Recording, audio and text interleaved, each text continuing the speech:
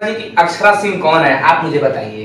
अक्षरा एक साधारण लड़की है। तो अपने आप इतना दबंग माने हो, हाँ? हद से पार। क्यों बोली आप प्यार कर? खेसारी जी ने आपका क्या बिगाड़ा? मुझे ऐसे नहीं बोलना चाहिए था। आपको पवन सिंह से प्यार था कि नहीं था? हाँ, मतलब पवन सिंह को आप कहती हैं कि पवन सिंह का हमारे जीवन में कुछ योगदान नहीं है और खेसारी लाल यादव जी का हमारे जीवन में कुछ योगदान नहीं है। तो आप मुझे बताइए अक्षरा जी की अक्षरा सिंह कौन है, आप मुझे बताइए।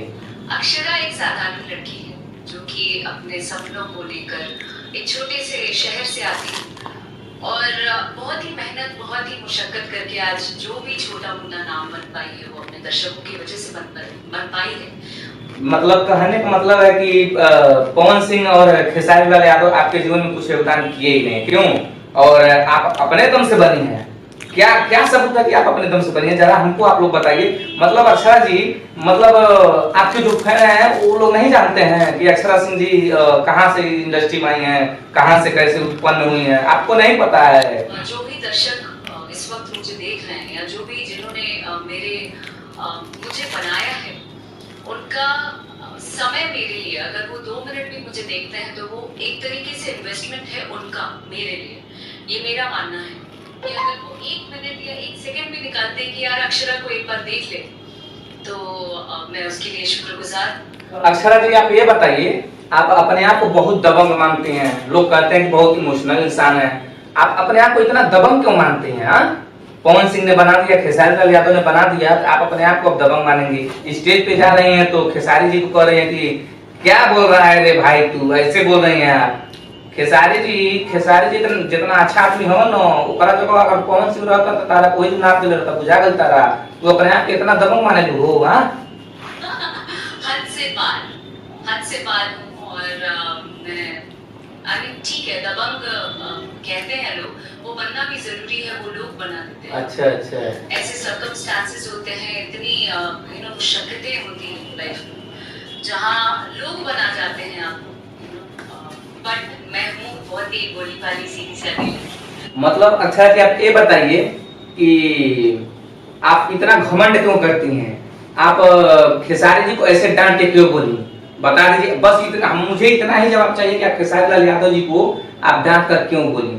क्यों बोली आप डांट कर? खेसारी जी ने आपका क्या बिगाड़ा था? डांट दिया था।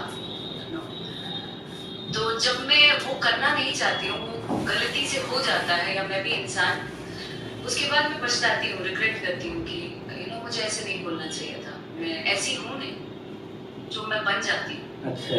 So, इस वजह से थोड़ा सा वो हो गया था, बिकॉज मैं यहाँ से I know, I am very pure. अच्छा। चंद चीजें आप करते हैं जो आप ना चाहते हुए भी बन जाते हैं। लेकिन अक्षरा जी आपको पता है ना कि आपको किसने बनाया है? हाँ, आपको सिखाने वाले हर एक चीज खेसारी लाल यादव जी हैं, ये आप कभी मत भूलिएगा अक्षरा जी। मुझे ऐसा लगता है कि आए दिन आपको ऐसे लोग मिल जाते हैं जो कुछ ना कुछ आपको सिखा देते हैं।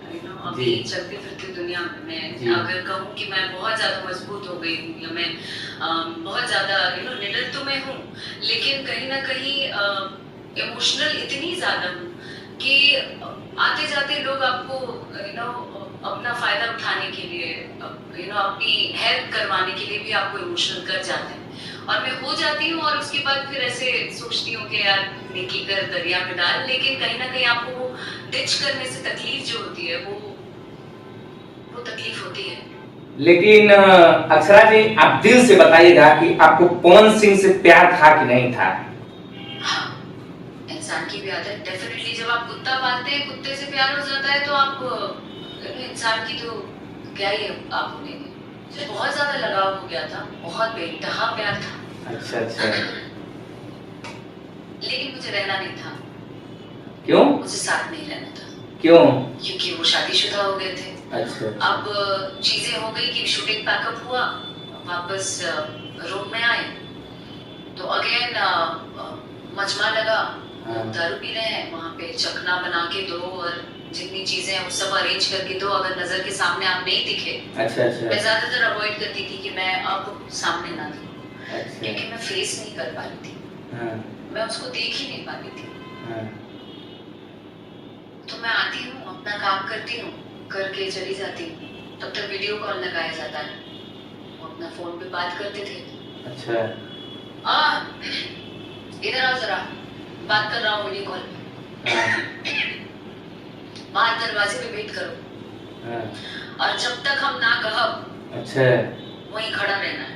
हाँ। मैं बोलूंगा तो अंदर आना, फोन पे बात कर रहा हूँ। अच्छा, अपनी अच्छा। वाइफ से बात करते थे। अच्छा। और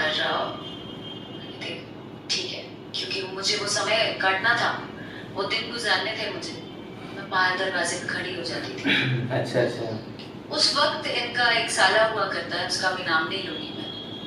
अक्षरा जी, आप ये बताइए मुझे, जब पवन सिंह जी दारू पीते थे और दारू पी के आपसे झगड़ा करते थे, उस समय जब वो ठंडी के समय था, फिल्म की शूटिंग चल रही थी, तो जब आप उनको खाना खिलाने गए थे तो पवन सिंह से जब दरवाजा खोलने के लिए कहीं तो पवन सिंह क्या बोले आपसे? बस वहां से निकले हम लोग। मुझे रात में मैं बचाव की कोशिश कर रही थी कि वो आदमी बाहर ना निकले। अच्छा। दारू पी के बाहर निकल रहे थे चिल्लाते हुए। अच्छा। मुझे ही डराने के लिए। तब तक ऐसा लगता था कि इधर उधर कोई सुन ना ले, कोई सुनेगा तो फिर बेइज्जती हो जाएगी।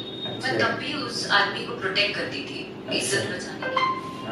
दरवाजे पे खड़ी हुई और मैंने बोला प्लीज आप बाहर मत जाओ। इतनी जोर से उस आदमी ने मुझे धक्का दिया। अच्छा। कि मैं बेड पे जाके गिरी और मेरा ये वाला पार्ट फ्रैक्चर हो गया। अच्छा, वही जब आपका हाथ जो है फ्रैक्चर हो गया था, जो आप उनको खाना खिलाने के लिए धक्का दे दिया, आपको उसी समय की बात है ना? उनका साला था एक, जो आपको दीदी बोलता था, वो जिसको भाई कहती थी, वो आया, आके मुझे उठाया। हाँ। उठा के वो गया अपने कमरे में, मैं अपने कमरे में गई। हाँ।